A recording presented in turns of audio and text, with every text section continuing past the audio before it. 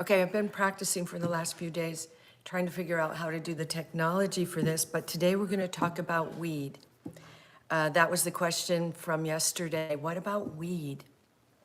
So I'm Natalie Gonzalez.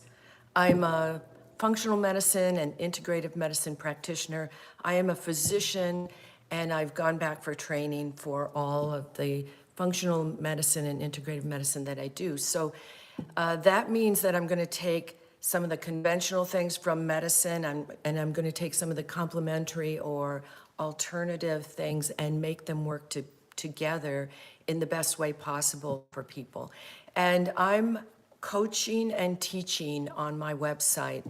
And so these live sessions are a way to connect to people a little bit more and answer questions directly that they have, some burning questions or burning, things that they have burning questions about. Anyway, so yesterday the question was, what about weed? And I think this is such a great question. It's very timely. We have a lot of states that have been voting to legalize marijuana in states. And some of the states are noticing that they're having some health issues and some social issues from it. But this is really very important because when it comes to cannabis or marijuana or weed, we actually have receptors for that in our body already. And whenever you have a receptor for something like an opioid, we have opioid receptors also in our body. It means that what it tells us is that your body can actually make the chemical for those receptors on its own naturally, so that you don't even have to go out and buy it and take it in, and you don't have to worry about the massive side effects that can occur with some of the chemicals that you do take in to stimulate those receptors, because you're making this naturally in your body.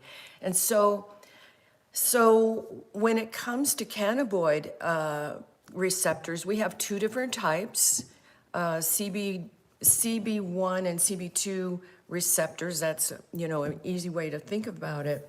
But the chemicals that we make in our body for this are actually receptors for cannabis. And one of them, the chemical, I said that wrong. So the chemicals that we actually make in our body that stimulate these cannabis receptors in our body, one is called anandamide, and one is called, this is going to be a hard one to say, but it's 2-arachidonyl glyceride, okay? It's a long name for it, but those two chemicals we already make in our body to stimulate cannabis receptors throughout the body. So the question becomes for me as an integrative and functional medicine provider is how to help people make those chemicals in their body to stimulate those receptors all the time, and not necessarily have to even go out and buy the cannabis or go out and buy the marijuana to do that, because they have the ability to do this in their body all the time. And so the ways that we would teach them how to make more of the anandamide and it's 2-AG is what it's called. That's the other chemical. To make those chemicals in their body, the first one is exercise.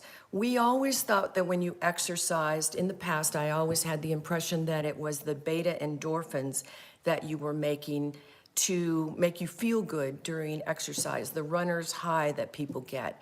Well, it is partly the beta endorphins, but what we find is it's actually the endocannabinoids. So the cannabis, the anandamide that's being made during exercise that really makes you feel good, really gives you that runner's high.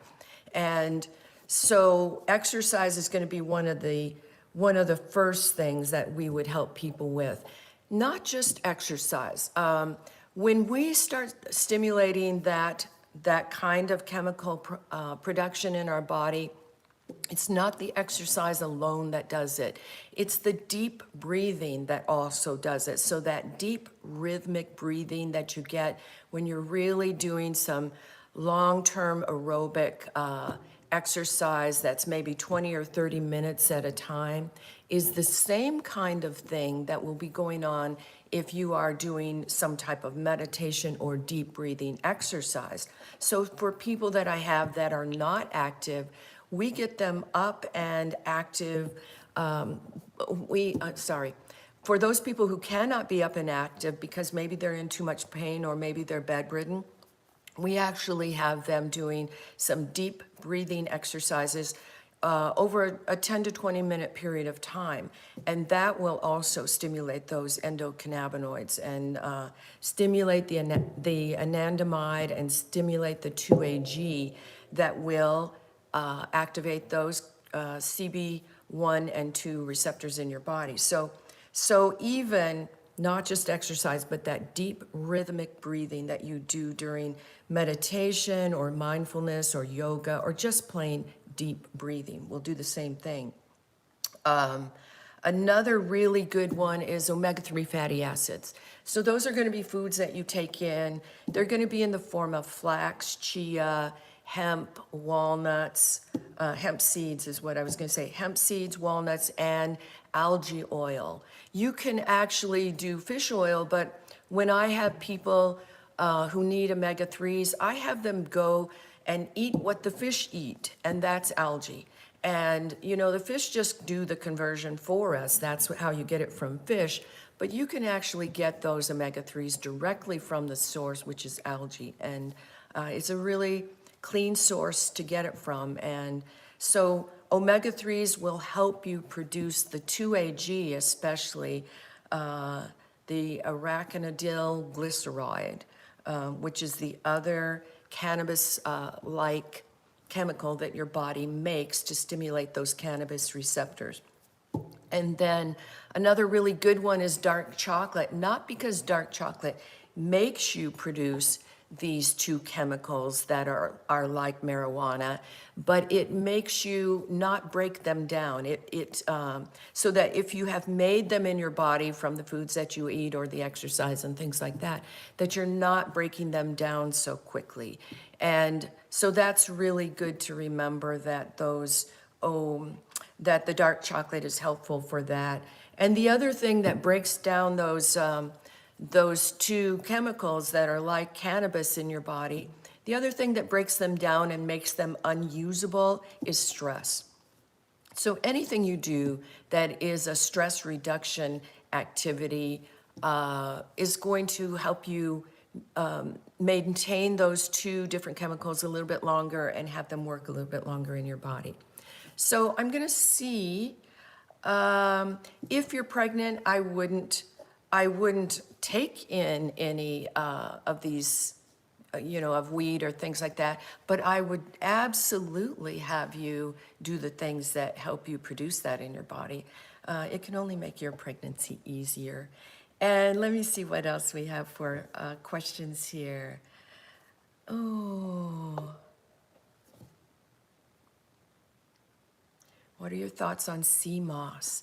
Now, sea moss is an algae, so I would think that you're going to definitely get some of the algal oil. I'm not saying that right. But you will definitely get some omega-3 fatty acids from the sea moss. I was reading about that just recently, and it's not a bad thing to try. And I just want to say hi to the people that are saying hi. We're just getting started with our live sessions. This month, I'm going to be doing them every day at about 11 o'clock every day. And I do want to know if you think there's a better time, a better day of the week, a better time of the week to do them. I'm more than willing to adjust the schedule eventually. But this week, I'm going to do it for 30 days in a row at this time until I get used to the technology. I've been doing it for the last few days, not posting, and yet I could tell that people were actually seeing this and asking questions. So I thought we might as well go ahead and put it out there for people. Let me see if I had any other questions here. The main thing I just want you to take away from this is that it is a good thing for your body to produce different these different chemicals for you to use. I always tell people when you're in pain, especially, we want you to be making these chemicals.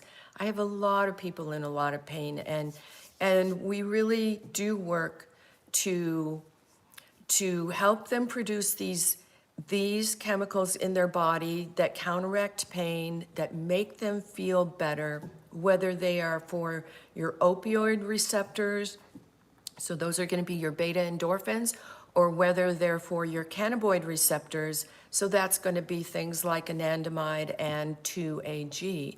So, they're very similar, the things that make beta endorphins and the cannabinoid chemicals. So, it's not hard to remember, but for these specifically, when somebody says, what about weed?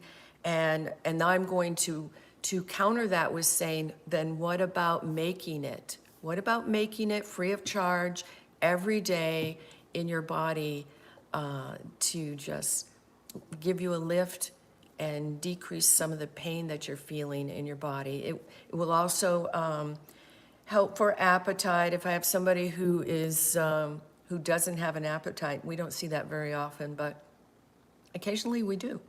Have somebody who has no appetite and is losing weight, especially people that are on chemo or things like that for cancers. That would be very common. Oh, and it is also very common in my practice that people cannot exercise to get these chemicals, which is such a great way to get them. So in those people, like I said before, we would just really have them do some of the deep breathing. Deep rhythmic breathing for 20 minutes is really going to stimulate those chemicals to be produced in your body. And social connection, pleasure, things like sex is usually really going to stimulate these receptors, and anything that feels like play, like what children do. You never, children, they just naturally play. Anything that makes you feel like you're a child again, like you're playing, whether it's running or working a puzzle, things like that, that just make you feel good, give you pleasure or joy. Even looking at something that's just very beautiful, whether it's a piece of art or listening to a piece of music, if it makes you smile, you're in the right direction for producing anandamide and 2-AG. So I want you to kind of just take away some of these things that you can do so easily in your body, and on a day-to-day basis, not have to worry about the heart palpitations that you get with some of the really potent kinds of cannabis and CBD that are out there right now. Not have to worry about, whether you're driving or operating your car with these in your body. You will be actually far more alert and able to manage those things more easily. So, it's just nice to know that there's a way to do this and not have to pay a lot of money for it, or all of these things are free. I love so many of the things that we do that can change your health and your life that cost you nothing other than some time and some focus or attention.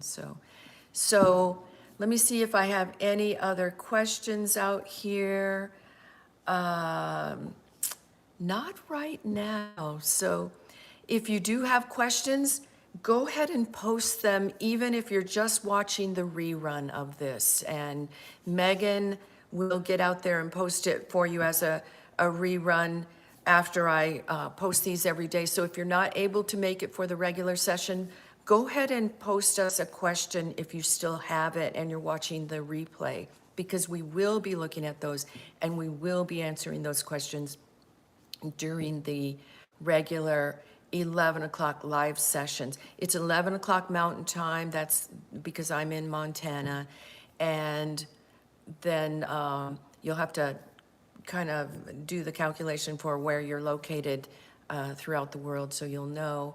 But yeah, post your questions. We'll answer them as thoroughly as we can.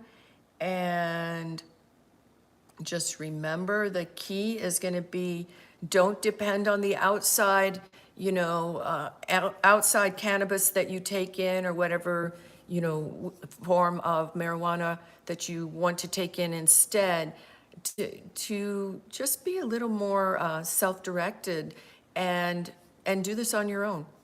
And we will be encouraging that in the next few days and weeks to nudge your body in the right direction. And we will be just giving you some other health tips for each of these different mornings. It's going to be whatever happens to be most relevant or important for that morning. It's just 15 minutes. So if you have a chance, you can, or if you haven't already, you can like and subscribe. I never say that. You can like and subscribe, and we'll see you in the next live session, which is going to be tomorrow at 11 o'clock. Okay. Take care, everybody. Send us your questions. We'll talk to you soon.